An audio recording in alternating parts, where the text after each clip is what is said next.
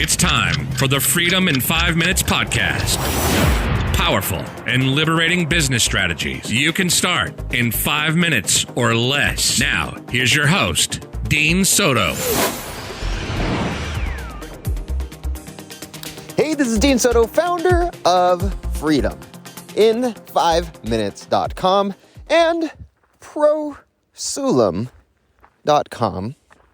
And we're here again with another Freedom in 5 Minutes podcast episode. Today's topic is this: save frustration by asking for what you want. That and more coming up.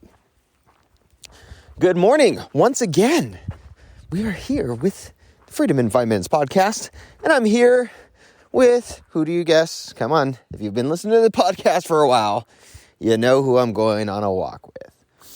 That's right. The Lunameister. The Lunameister, the Cane Corso to end all Cane Corsos. She's out here having some fun, sniffing around, find some coyotes, some bobcats, some mountain lions, something. She's around here. Go get them, baby. Go get them. So, so for a long time, I'm gonna jump right into it. I'm gonna jump right into a personal struggle that actually has been in my family for quite a bit, and I never realized why it was in our family, but there was actually a pretty big reason why. And it translates from this particular struggle to a lot of different other aspects of my life, and then the life of not particularly my actual family right now, but my extended family, my my grandparents, my mom, dad, and so on and so forth. But I'll start it off a little bit with a backstory. So my family, my mother, my father, and my grandfather were all very much alcoholics. And my grandfather, I don't know if he actually struggled with alcoholism.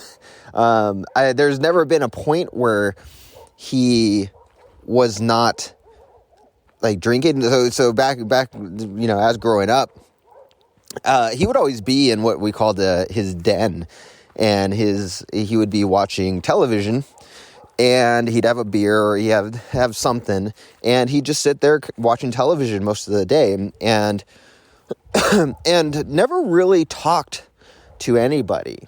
He was of, I guess, what you would call the silent generation. However, he was not the, as far as I know, he wasn't in any type of military or anything like that. But he, just from my earliest recollections, I loved my grandpa. He was awesome, and I think we had somewhat of a connection, although he didn't really talk much. And this is no joke. He would literally come home from his job, go to the den, sit, watch TV, drink a beer until it was time to go to bed. And that was about it. And very rarely did we talk. Very rarely did we do anything together until I started getting a little bit older. I started getting, I was in my teenage years, and for whatever reason, I started wanting to connect with him. And so I would go in there and I would say hi, and I would sit with him, and I would sit, and then we would not really talk, but I was just there in his presence, in his company, right? And so for me, that alone was something that I really cherished. And every now and then we would, I think it was like basically twice, we actually went out to breakfast and spent time talking and so on and so forth. But that took a long time of sitting there with him and so on and so forth. one thing I actually do remember about him that was just without fail until he got really old and couldn't do it anymore, couldn't stand, was every Sunday he would make breakfast. It would be him, and he'd make this breakfast that was just amazing, right? Like eggs, bacon, toast, big huge potatoes, all, just a man's breakfast, right? And it was every Sunday without fail. It was something that he definitely looked forward to over the weekend. And so for me, it's interesting because it really didn't seem, and I don't know the backstory. I don't know with my grandma, with anything like as far as if it was truly a struggle or anything like that, which I'm sure it was. I mean, I highly doubt that it was all roses and lollipops and things like that when it comes to sitting and drinking every day and just doing nothing, doing not much, right?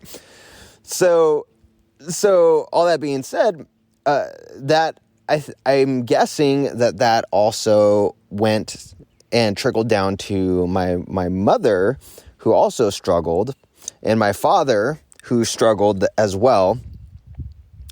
And they definitely struggled with it, and it's been as far as I can remember, it's always been a really horrible situation.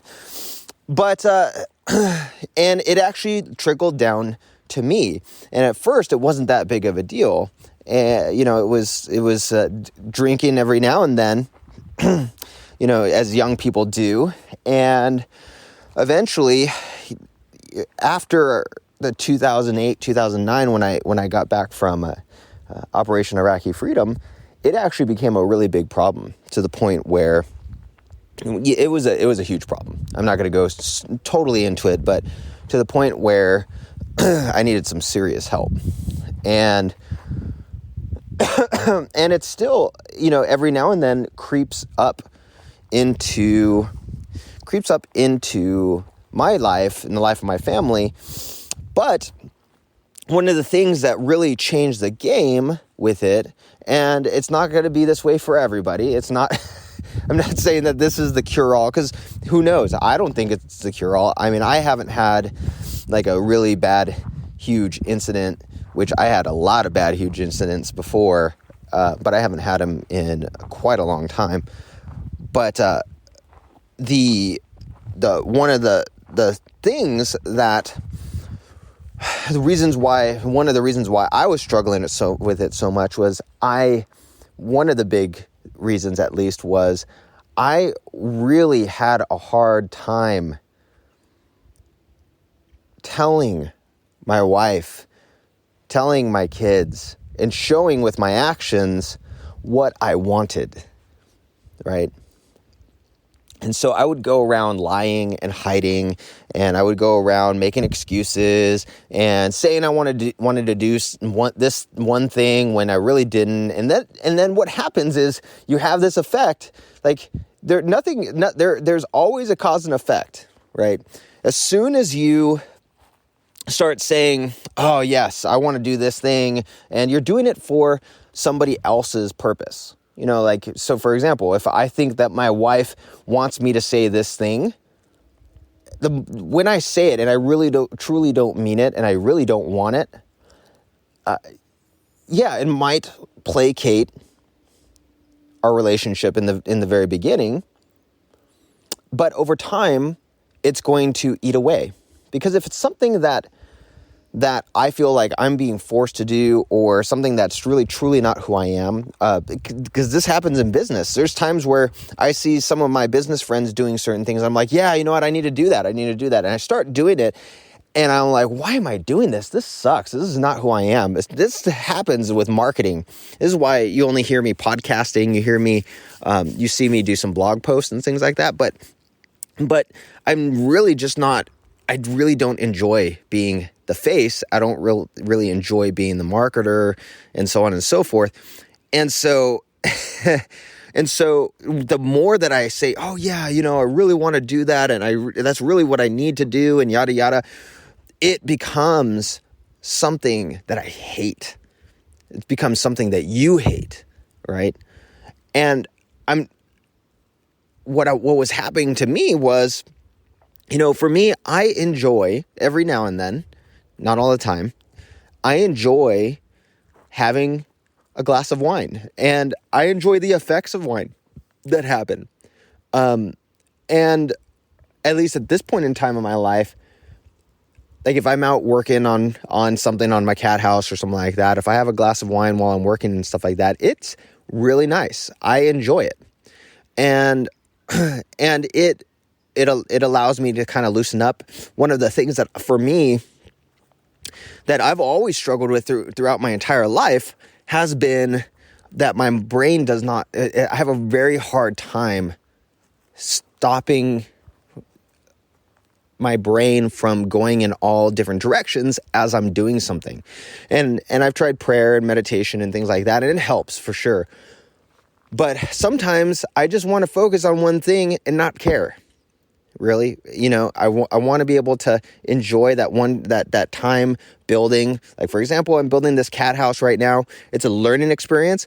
A big part of it is frustrating because I don't know certain things. And so then I get frustrated as I'm building this thing does it really truly have to be built? No. Is it going to be valuable over time? Yes. But does it truly need to be built right now? No, not really.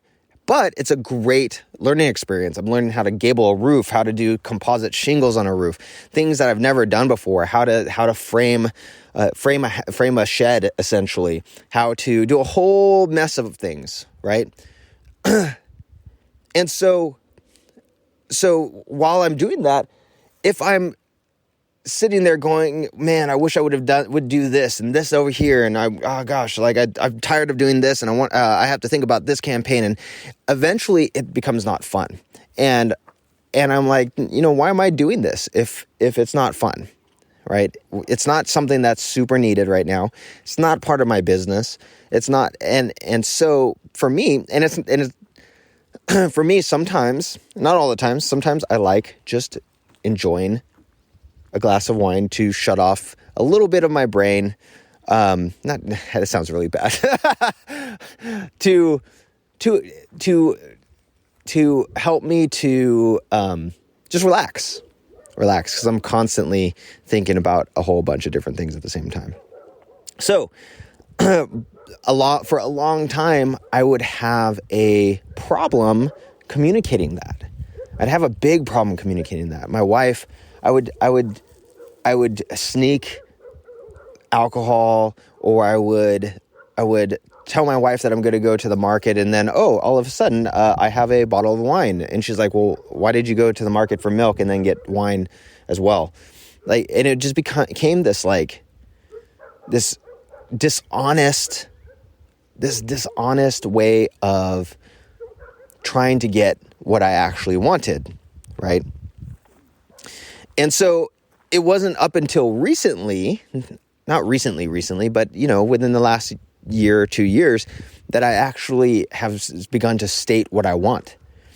So yesterday, I said, hey, I'm going to go grab some wine, and I'm going to go and work on the cat house. I'll probably have about 2 or 3 glasses and just enjoy, because today starts my keto diet again, because I'll be doing a tournament in the next 2 or 3 months. Okay. So, and she's like, oh, okay. Like, huge difference. And did I get smashed and hammered and get all upset and frustrated that, I'm doing something that, I'm not able to do what I feel like doing and blah, blah, blah? No, I didn't. I enjoyed it. Got most of the cat house done. And was able to, and I ended up waking up really early today and couldn't go back to sleep. But all that being said, the whole point is this. This is not the cure-all for, like, if you're having a problem with alcohol or anything like that. This is not like, hey, well, just tell the truth, tell what you want. Don't say, hey, well, I want to get smashed every day. Like, that's not going to cure your alcohol issues or anything like that.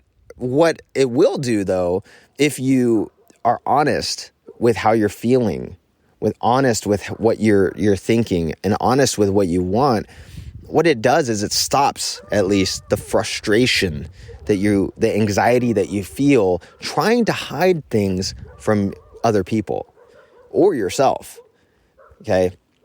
The more truthful and honest you are, the less work it honestly is. Like it's a freedom in 5 minutes thing. The faster you just be honest, the faster you're going to stop worrying about certain things. And that's a huge, huge, huge thing, right? You don't want to sit there and worry. Oh, what does this person think? What does that person think? How does this person feel about me doing this? Well, maybe I'll sneak this, and that'll make it to where this isn't going to be a problem. I'll just be sneaky and do this thing when somebody's not going to be able to catch me. You end up working so much harder, and you end up doing stupid things. I know from experience. And so the faster you're honest with your clients, the faster you're on. I remember one client asked me, he was a prospect. He asked my partner and I, hey, have you ever had anybody cancel your service who was not happy with your service? And we said, yeah, of course. And the guy flipped out.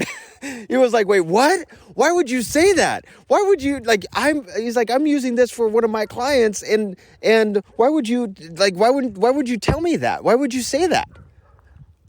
And we're like, well, it's the truth. Like, what do you want us to lie to you? Some people just aren't good fits for what we do. And a lot of the time, it's never because of us. I shouldn't say it's never because of us. A lot of the times it's not because of us. It's because people don't want to follow the system. But we're not going to lie. Like, why would you ever lie? Look how much more work it is for me to just say, yeah, of course we've had people cancel. And that's it. Done. And then they might ask, why? Okay, cool. Well, here's why. And it's a cool selling proposition, in my opinion, as to why. Because if you don't follow our system, you're not going to see success. On the flip side, if I were to lie, I would say, oh, no, not really. No. Everyone loves what we're doing. Now I have to go and see, hey, is this person connected with anyone who canceled? And okay, they're not connected. Okay, cool. Do we have anybody? Let me go see if there's anyone who's talking smack on us on the internet. Okay, yeah, there is. Okay, I have to make sure to avoid to tell them to avoid places like this. And you're like covering your tracks. There's a ton of things that go in to when you're not honest, when you don't just say it like it is. All right. So, dude, it is so freeing when you're able to just be honest with yourself, be honest with your family, be honest with people. And it helps you in business to not stress out and not lose customers and not cause lost customers to become even more lost customers, and so on and so forth. So all that being said, it was a funny the whole point of this. Like, why is this important? It's because the faster you just tell the truth, the faster you just say what you want or what you need, the less worry that you have, the less stress that you have. And what right now are you stressing about? Whether it's your health, your body, your spirituality, your business, your family. What are you stressed out about? A lot of the times it's just because you're not telling the truth or you're not saying what you want. So I just challenge you to tell the truth and say what you want. And what's the worst that can happen? Someone just says, no, or I don't like that. But at least now you have back and forth rather than this projection of what you think your customer wants or your wife wants or spouse wants or your business partner wants, and so on and so forth. So anyway, so this is Dean Soto, Freedom in 5 Minutes. That went much longer than I expected. I almost gave you my whole life story. Hopefully you enjoyed it.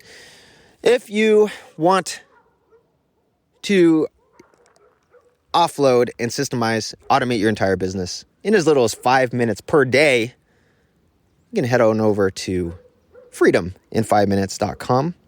If you want a virtual systems architect, same difference, same thing.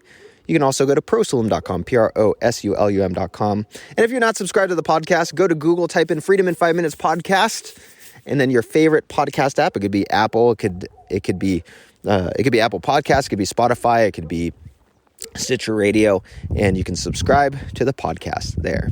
But until then, this is Dean Soto with Freedom in 5 Minutes Podcast, and I will catch you on the next Freedom in 5 Minutes podcast episode. Thanks for listening to the Freedom in 5 Minutes podcast. Now, head over to www.freedomin5minutes.com and register for our free masterclass and discover how to start systemizing and automating your entire business 5 minutes at a time. We'll see you next time on the Freedom in 5 Minutes podcast.